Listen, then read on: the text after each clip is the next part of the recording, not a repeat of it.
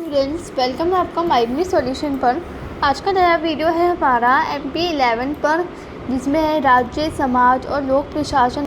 जो हमारा subject name है राज्य, समाज और लोक प्रशासन, इसके ऊपर जितने भी हमारे इम्पॉर्टेंट क्वेश्चंस बने हैं, साथ ही जो लास्ट ईयर आपके एग्ज़ाम में आए हैं, वो कुछ इम्पॉर्टेंट क्वेश्चंस मैंने यहाँ आपको कवर किए हैं, जो कि इस साल में जो आपके एग्ज़ाम आने वाले हैं, होने वाले हैं, उसके अकॉर्डिंग आप इजीली कवर कर सकते हैं। जितने भी क्वेश्चंस मैं आपको दिखाती हूँ, आपके एग्ज़ाम के पर्पज़ से काफ़ी इंपॉर्टेंट होने वाले हैं। तो एग्ज़ाम में जो भी क्वेश्चन पूछे जाएंगे या किस तरीके से पूछे जाएंगे, वो सारी चीज़ें यहाँ आपको कवर अप करेंगे। मैं मुस्कान आपको आज की जो वीडियो है शुरू करती हूँ, ठीक है। एंड इसके अलावा शुरू करने से पहले आप मुझे ये बता दीजिए कि आपको स्क्रीन बिल्कुल विजिबल है एंड मेरी जो वॉइस है आपको क्लियर है, ठीक है। बाकी आप कमेंट बॉक्स में मुझे ये चीज़ मेंशन कर दो आपको क्लियर है तो।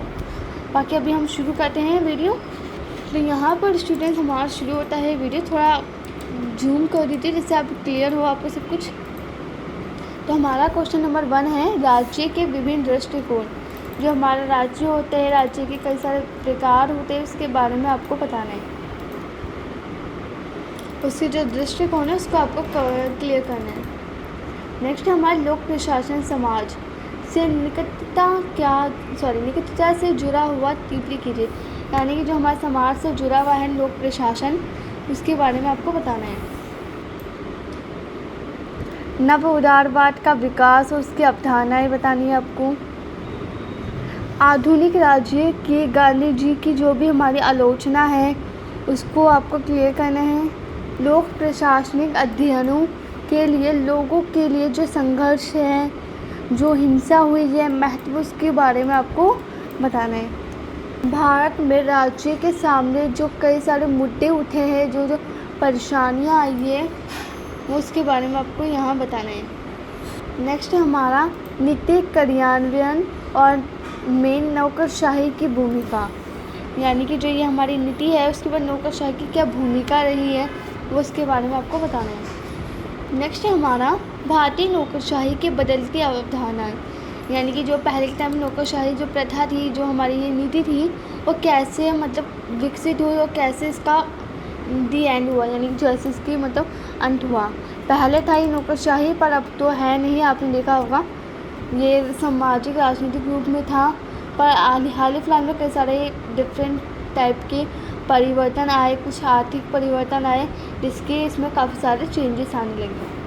जो भी उपनिवेश की विरासत है स्वतंत्रता के बाद की, वो सारी चीज़ें यहाँ मेंशन करनी है, ठीक है। यानी कि जो हमें जब आज़ादी मिली थी उससे पहले के टाइम पे नौकरशाही चला था, बट अब तो है ही नहीं इसके बारे में, ठीक है। अब ये नौकरशाही की जो प्रथा थी वो अब है नहीं, ठीक है। बट जो पहले के टाइम पे यानी 1947 से पहले जो भी इसकी अवधारणाएँ रही है, जो जो इसमें इफेक्ट पड़े, जो जो इसमें कुछ चेंजेस आए, इसके बारे में आपको बताना है। नेक्स्ट है हमारा विकासशील देशों पर वैश्वीकरण का प्रभाव। विकासशील देश यानी कि जो विकास कर चुका है, उन देश पे वैश्वीकरण का प्रभाव बताना। यानी कि जो हमारा वैश्वीकरण होते हैं, जो हमारी टेक्नोलॉजी होती है, हाँ, उस पर क्या प्रभाव पड़ा, यानी कि जो इफ़ेक्ट्स पड़े विकासशील देशों में। यानी कि ये कह सकते हैं कुछ ऐसे देश होते हैं जो अभी डेवलप नहीं होते, विकास नहीं कर रहे होते, और जब वो विकासशील बन जाते हैं, यानी पूरी तरीके से डेवलप हो जाते हैं, जैसे अमेरिका, USA, वो बिल्कुल विकासशील देश हैं। उसमें कई सारी ऐसी नीति आई जिसमें कई सारे लोगों ने उसे देखा, यानी उस देश को देखा। उसी देख रेख में हमने भी ये सोचा कि हमारे देश में भी ये चीज़ें होनी चाहिए, ठीक है। आजकल के टाइम पे जो हमारा सामान एक देश से दूसरे देश में जाता है, वो सारे जो भी विकासशील देश के वैश्वीकरण पे जो भी इफेक्ट पड़ा, वो चीज़ आपको यहाँ पे बतानी है। नेक्स्ट है हमारा सुशासन पर एक नोट लिखना है, ठीक है। ये एक मौलिक अवधारणा है जिसमें जवाबदेह और प्रादेशिक और लोक प्रशासन पर रेखांकित करती है, ठीक है। नेक्स्ट हमारा क्वेश्चन राज्य की प्रकृति पर बदलते परिप्रेक्ष्य पर चर्चा करनी है। यानी कि जो हमारी राज्य की जो हमारी स्थिति है, जो हमारा इन्वायरमेंट है, वो कैसे विकसित हुआ, कैसे डेवलप हुआ, कैसी हमारी जो राजनीति नीति थी, विचार थे, सामाजिक सुधार थे, जो इसकी गतिविधि हुई है, या जो भी हमारे बदलाव आए हैं, उसके बारे में आपको बताना है। एक देश की यानी एक राज्य की आपको बतानी है, ठीक है। नेक्स्ट है हमारा समाज प्रशासन संबंधों में वेबर की योगदान बताना है। जो हमारा मैक्स वेबर है, एक प्रमुख जर्मन समाजशास्त्री है, ठीक है। राजनीति अर्थशास्त्री के बारे में बता सकते हैं।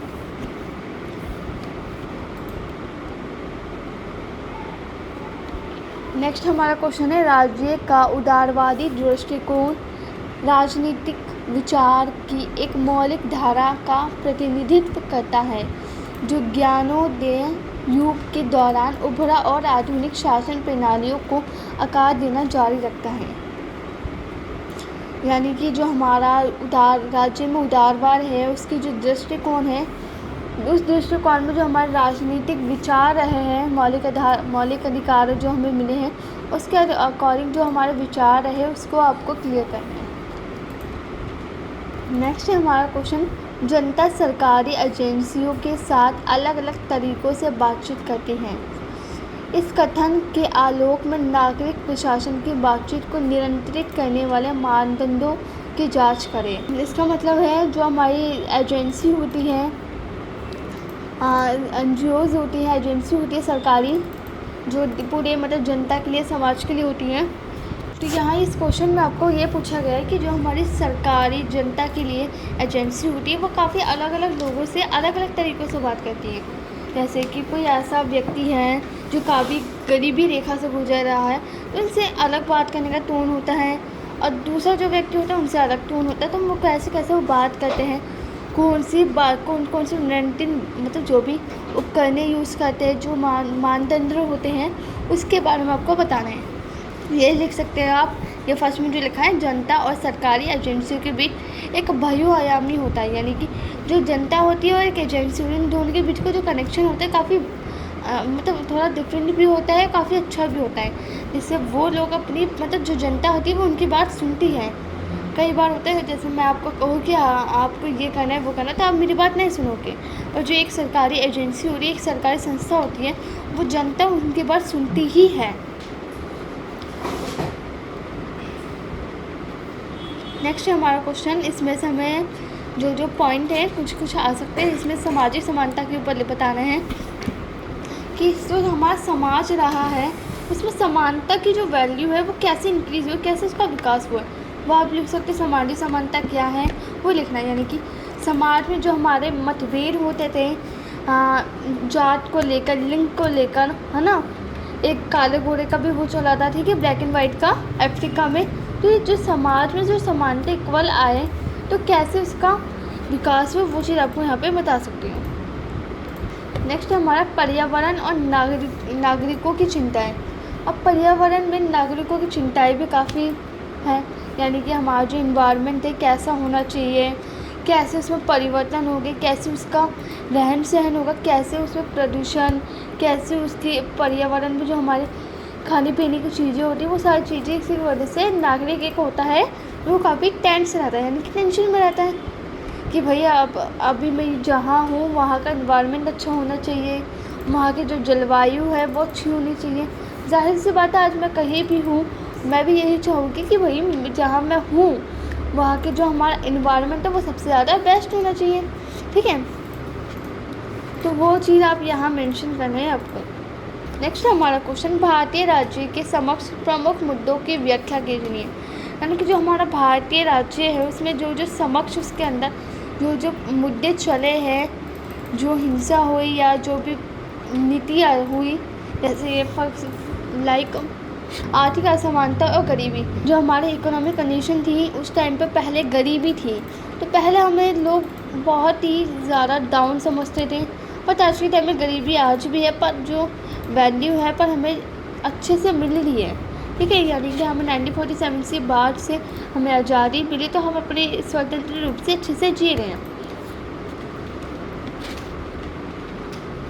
नेक्स्ट हमारा क्वेश्चन, नौकरशाही की नीति निर्माण में एक प्रमुख भूमिका निभाती है। और मैंने आपको ऊपर बताया था ये एक नीति थी जिसका जो निर्माण यानी कि जो इसका बनी थी, निर्माण कैसे हुआ था वो चीज़ आपको बतानी है। उसकी जो प्रमुख भूमिका रही है वो भी आप बता सकते हो।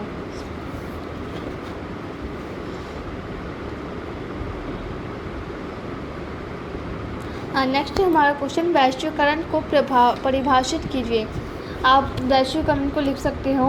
वैश्वीकरण एक ऐसा प्रोसेस है, एक ऐसी प्रक्रिया है जिसमें एक देश से दूसरे देश में सामान का आना जाना, आदान प्रदान होता है। जैसे कि अभी हाल ही फिलहाल नहीं बल्कि पहले के टाइम की बात करें तो पहले खाद्य का विकास होता है, यानी खाने पीने की चीज़ों का विकास ज़्यादा होता था।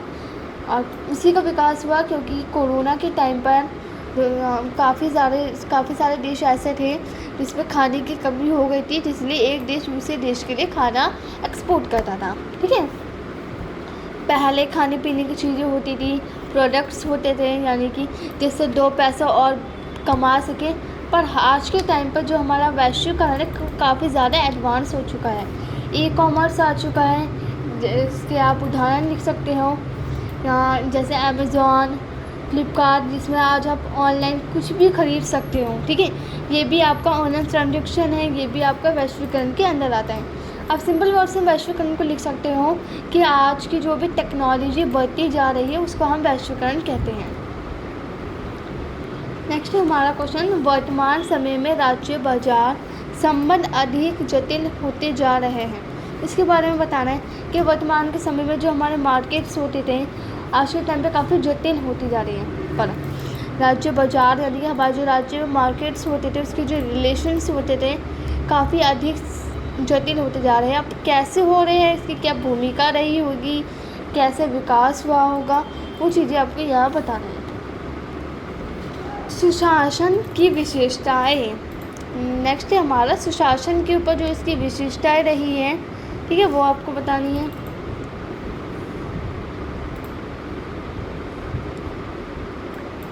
नेक्स्ट है हमारा प्रशासनिक नैतिकता की अवधारणा।